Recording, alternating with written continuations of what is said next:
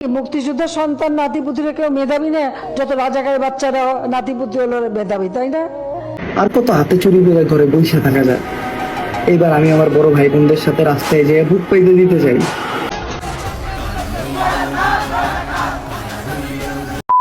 Hello guys, সকলে কেমন আছেন? জানি আমার মতো আপনারাও ভালো নেই, কারণ বর্তমান বাংলাদেশের যে পরিস্থিতি, যেখানে আমাদের ভাই বোনদের গুলি করে মারা হচ্ছে, তাদেরকে কোনো অধিকার দেওয়া হচ্ছে না, সেখানে মানুষ কিভাবে ভালো থাকতে পারে? তো প্রিয় দর্শক, আজকের এই ভিডিওতে খুবই গুরুত্বপূর্ণ আপডেট তুলে ধরার চেষ্টা করব, তাই সম্পূর্ণ ভিডিওটি দেখতে হবে।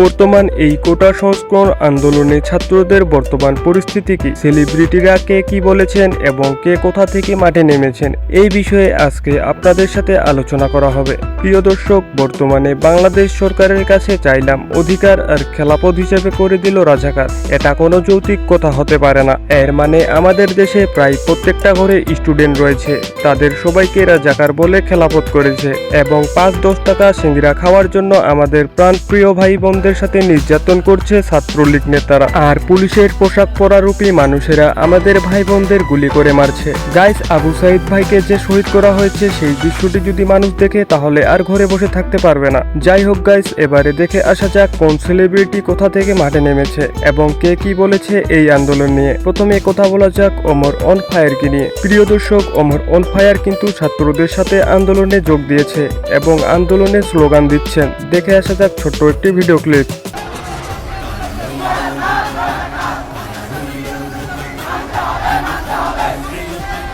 গাইস, একজন বুদ্ধিমান মানুষ কখনো এই আন্দোলনে ঘরে বসে থাকতে পারে না। তো এই কোটা আন্দোলন নিয়ে কি বললো মিজানুর রহমান আজহারি হুজুর, শুনে আসা যাক। কোটা বিরোধী আন্দোলন যে যুবক ছেলেগুলো করেছে ওরা মুজাহিদ, ওদের বিরোধিতা যারা করেছে ওরা সন্ত্রাস।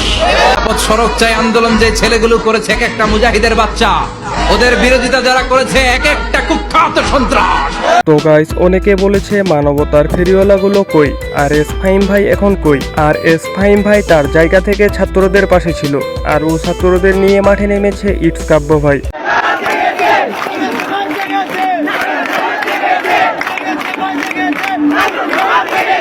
তো গাইস, আমরা কেন ছাত্রদের পাশে দাঁড়াবো? কারণ আমাদের ভাই বোন বা ছেলে মেয়ে হয়তো স্টুডেন্ট, নয়তো ভবিষ্যতে স্টুডেন্ট হবে, তখন তাদেরকেও রাজাকার বলে গণ্য করা হবে। তাই আমাদের ছাত্রদের পাশে দাঁড়ানো এবং আমাদের অধিকার ফিরিয়ে নেওয়া উচিত। আরও ছাত্রদের সাথে ছিল কাফি ভাই।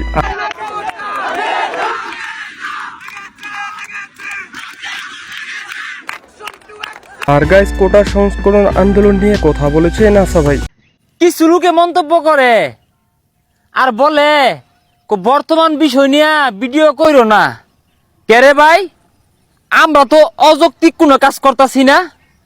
আমরা শুরু থেকে ছাত্রদের যৌক্তিক আন্দোলনে আমরা ছিলাম, আমরা কন্টেন্ট তৈরি করছি, আমরা নিজেরাও ছাত্র, এই আন্দোলনের শেষ পর্যন্ত আমরা আছি। এতে যা হওয়ার হবে, সমস্যা নাই। আমরা এই আন্দোলনে আগেও ছিলাম, এখনো আছি, আর শেষ পর্যন্ত থাকবো ইনশাআল্লাহ। আর আমাদের নতুন করে মরার কিছু নাই।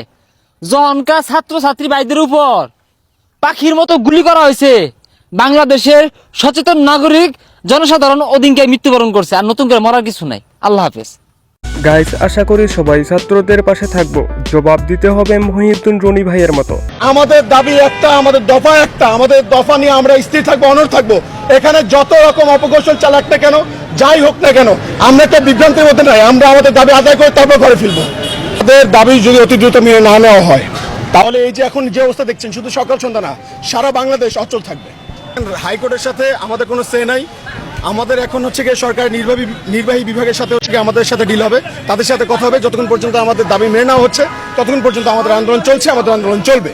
তো গাইস, মহিউদ্দিন রনি ভাইয়ের কথায় তোমরা যদি একমত হয়ে থাকো, তাহলে কমেন্ট করে জানিয়ে দিও। আশা করি তোমরা যেভাবে পারো ছাত্রদের পাশে থাকবে। বুকে সাহস নিয়ে এগোতে হবে এবং আমাদের অধিকার ফিরিয়ে নিতে হবে। আবু সাইদ ভাইয়ের মতো আরো ভাই বোনদের রক্তের মূল্য নিতে হবে। আমাদের অধিকার যেভাবেই হোক ফিরিয়ে নিতে হবে। তো গাইস, আজকের মতো ভিডিওটি এখানেই শেষ করছি। দেখা হবে নেক্সট ভিডিওতে।